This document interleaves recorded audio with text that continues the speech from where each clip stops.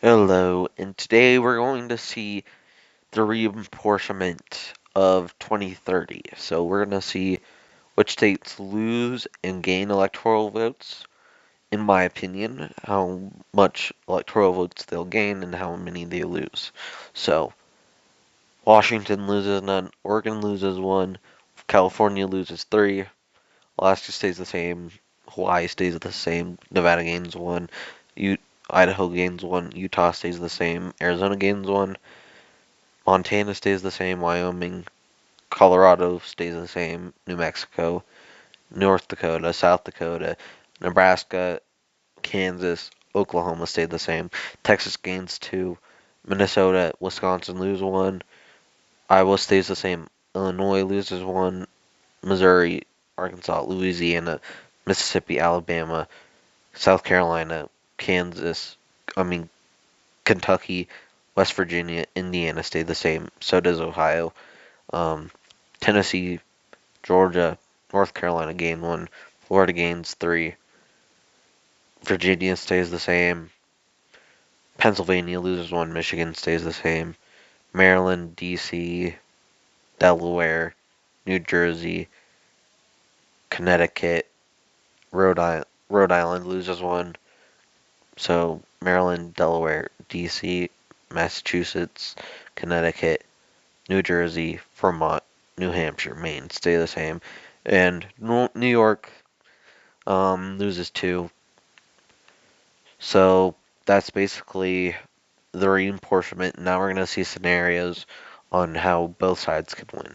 So Alaska, Utah, Idaho, Wyoming, Montana, North Dakota, South Dakota, Nebraska except for the second district, Kansas, Oklahoma, Texas, Louisiana, Arkansas, Missouri, Iowa, Indiana, Kentucky, Ohio, West Virginia, Tennessee, Alabama, Mississippi, South Carolina, Florida, Maine's first, all go save Republican, and it stays makes they basically get 226. So that's a lot.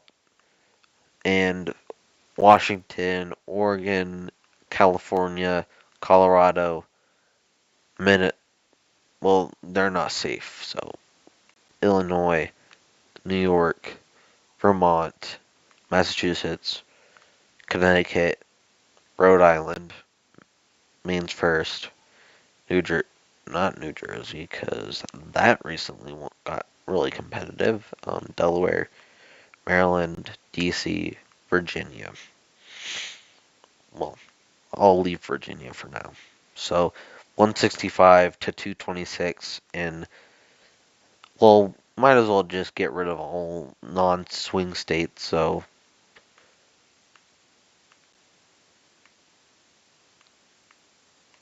217 to 226. So if you win Arizona as a Republican and North Carolina, Nevada, and Georgia, you win basically as compared to um, previous elections where if you only won the Sun Belt as a Republican, you would still lose because the Democrats could still win the Rust Belt and win. But not anymore if this reinforcement actually checks out. So, how a Republican can win without the Sun Belt is just win the Rust Belt and one more state, which could be Nevada. That would put you over. Um, or even Arizona um, could put you over. And if you were to win, and if you're a Democrat, how you could win is winning North Carolina and Georgia, which are trending left, and winning the Rust Belt. That's how you could win.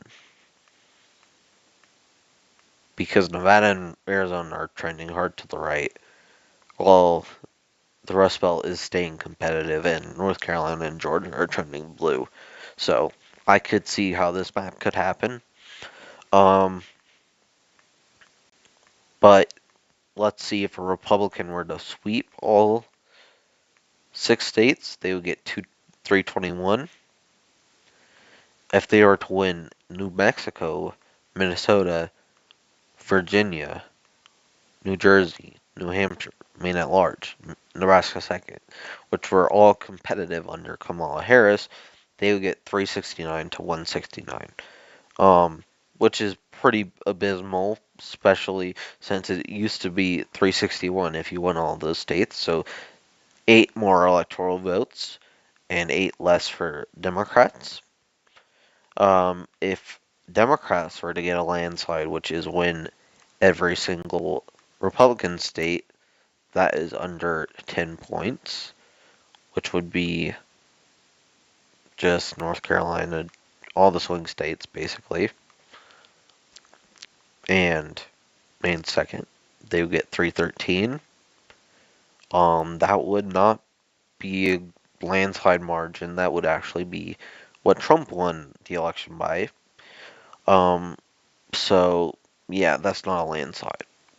But Democrats do get one extra electoral vote than Trump got, which is just Maine's second. So, anyways, we're also going to do a presidential prediction in this video because I just didn't wanted to do that.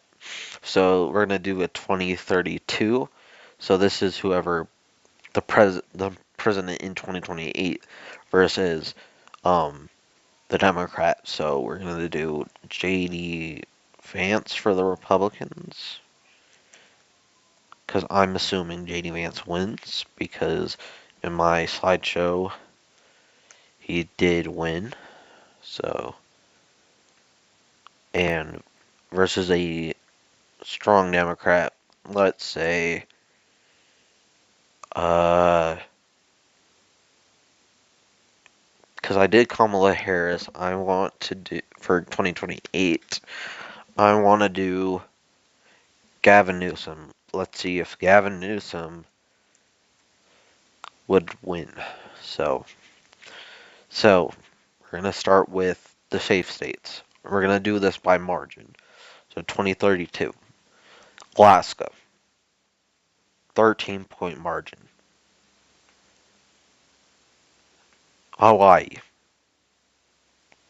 17 to 18-point margin. Washington, 18.6% margin. Oregon, 15.5%. California, 17.8%. Idaho, I'd say a 15, no, not a 15, 37.8% margin. Utah, 18.6. Wyoming, 42.8. Montana, 20.1. North Dakota, 40.2%. South Dakota, 30.6%. Nebraska, Nebraska third, 52. Nebraska's first would be 9.3, and Nebraska at large would be, I'd say, 16.2. Um, Kansas, 16.9. Oklahoma, I'd say, mm, this is hard, but I'd say 33.2. Texas, 15.1. Iowa, 14. and a half. Missouri, 20 point, 20.1. No, not 20.1, 20.4. Arkansas, 33 point, um, 33. Louisiana, 24.2. Indiana, 17. Kentucky, 34.7. Tennessee, 29.6. Mississippi, 20.8. Alabama, 31 point,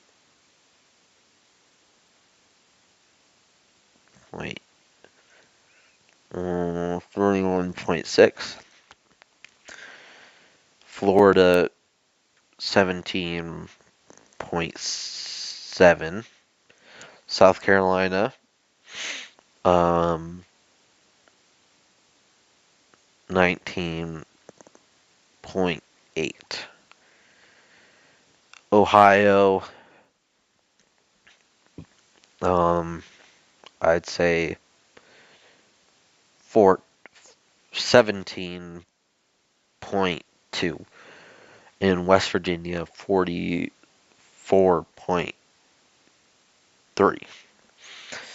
And that would be it, except for Maine's second, which would be 12 points. So, oh, and then I forgot Gavin Newsom's safe states too. Colorado, 13.7. Illinois, 12.1. Delaware, 14.2. Maryland, 30.3. Massachusetts, 15, no, 20.3. Vermont, 32.8. Connecticut,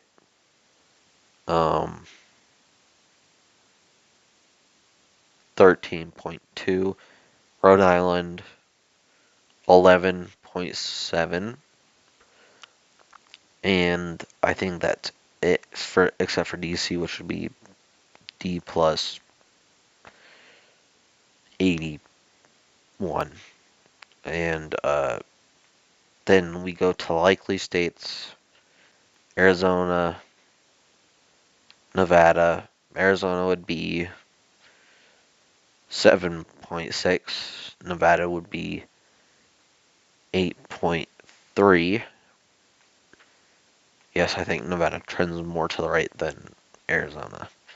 Um, Now for likely D states: New York, which would be 8.3. No, 8.6. Virginia, 6.2. And I forgot Maine's first, which would be 20. Maine at large would be 8.1. And that would be it for likely D states. So now for lean R states, which would, no, Georgia would not be lean R. North Carolina, 2.4%. Pennsylvania, 3 points. Michigan, 4.7. And that will be it for lean R. Lean D, Minnesota. I forgot Nebraska second would be likely, which would be I'd say 5.3%. Minnesota would be 4.6. Um, New Jersey would be 2.5, and New Hampshire would be 3.1. And finally, we go to Tilt R, which I think would be not Georgia, would it be New Mexico? New Mexico at, I'd say, zero point 0.7, Wisconsin at 0.3, and Georgia would be Tilt T at um, zero point 0.2. So this is the map for 2032 after reapportionment, which would be which I think would be 309 to 229. You could switch the candidates if you want, but I think this is what the map will be. So hope you have a good day. Bye.